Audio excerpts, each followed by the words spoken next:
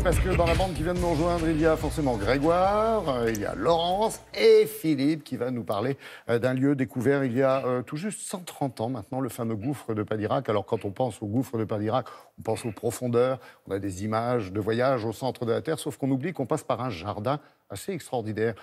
Un milieu quasi hostile quand on arrive. C'est frais, c'est plutôt humide, peu de lumière, et pourtant, que le gouffre est beau. Exactement, parce que c'est un carton plein pour la pierre cette année en France. Il n'y a pas que Padirac, il y a aussi la grotte de Lascaux. Ils ont fait sale comble, on peut dire comme ça, parce qu'il y a eu évidemment chaleur et canicule, et on s'est tous réfugiés dans les grottes, etc. Alors, Padirac, 130 ans, vous l'avez dit, 103 mètres de profondeur.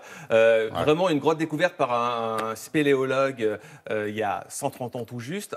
Une histoire assez intéressante, je vous le fais court, c'est un garçon qui voulait monter ce projet de gouffre de Padirac, ce spéléologue, pas d'argent, il oublie dans une calèche le projet, un riche industriel qui faisait de la bière retrouve ce projet, il tombe amoureux de projet et le spéléologue retrouve le financement. C'est une belle histoire pour commencer. Alors Padirac, évidemment, ce sont d'abord des plantes, de la pierre, et tout ça fait un mariage extraordinaire dans ce lieu. Alors il y a des mousses, il y a des fougères, mais pas que, il y a aussi des plantes qui sont arrivées au cours des dernières... Fleurs. Il y a des fleurs, il y a même des géraniums, des pélargoniums qui fleurissent à 103 mètres. Vous allez voir, c'est tout à fait exceptionnel. On a marché à un endroit interdit, donc c'est pour vous.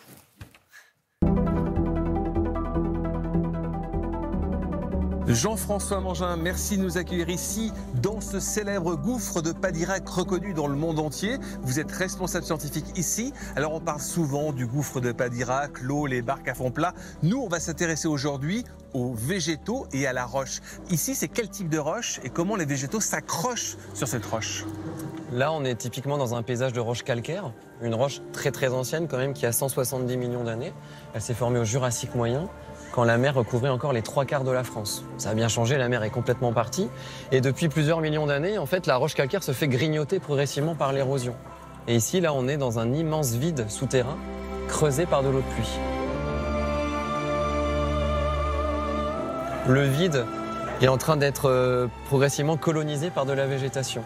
Et on a des alliances qui se font, on a des parois qui sont entièrement recouvertes de tuf, un mélange entre des dépôts de calcaire et des petites mousses, des végétaux morts qui vont faire une roche un petit peu friable. Donc on a cette très belle alliance ici avec des centaines d'espèces différentes un petit peu partout.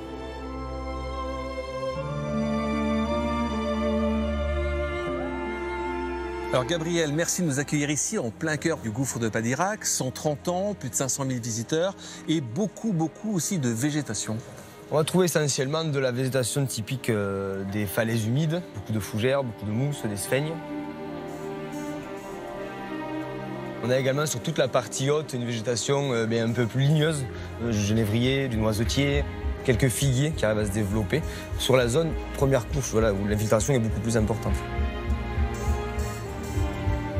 Donc on s'aperçoit que même si nous, on a un jardin un peu humide, un petit peu à l'ombre, il y a toute une végétation que l'on peut bien sûr implanter, des fougères. Il y a combien d'espèces de fougères ici? Alors ici, nous, on en a recensé 8, dont d'autres qu'on n'a probablement pas accès. Sur toutes les parties hautes, on ne peut pas y aller. Il y en a probablement d'autres. Alors en plantes qui fleurissent, il y a des pélargoniums, il y a d'autres choses? Juste en haut, là, on a un petit butélia qui arrive à pousser, qu'on appelle l'arbre à papillons. Le pistachier fleurit lui aussi également. On a une pethe plante jaune qu'on appelle l'hélianthème ou la feuille des rois. Il y a un domaine végétal, mais aussi un domaine animal. Il y a des escargots, il y a des batraciens. Et on en trouve des insectes, c'est une niche écologique assez conséquente. On a des petits rongeurs qui vivent ici, quelques oiseaux qui tentent l'aventure de temps en temps. C'est une passion pour vous, cette roche, ces végétaux? Je suis un gamin du coin, voilà, je suis né ici. Ça s'entend, toujours, un peu. Merci. J'ai toujours vécu, j'ai grandi beaucoup ici, quoi. Donc oui, moi c'est un amour et une passion pour mon territoire. Et de travailler à Padirac m'a permis justement d'apprendre sur quoi j'avais grandi et d'où on vient, au final. Sur quoi on marche.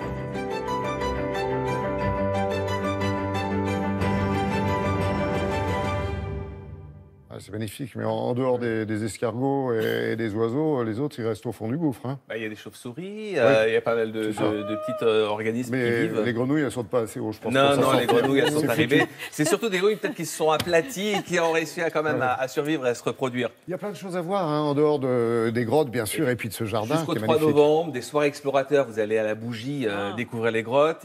Vous avez vu l'exposition de Robert Doisneau avec des clichés à taille humaine et gigantesque. Et puis voilà, jusqu'au 3 novembre, vous allez pouvoir découvrir cet univers recouvert de plantes et la grotte en dessous, vraiment extraordinaire. Merci beaucoup.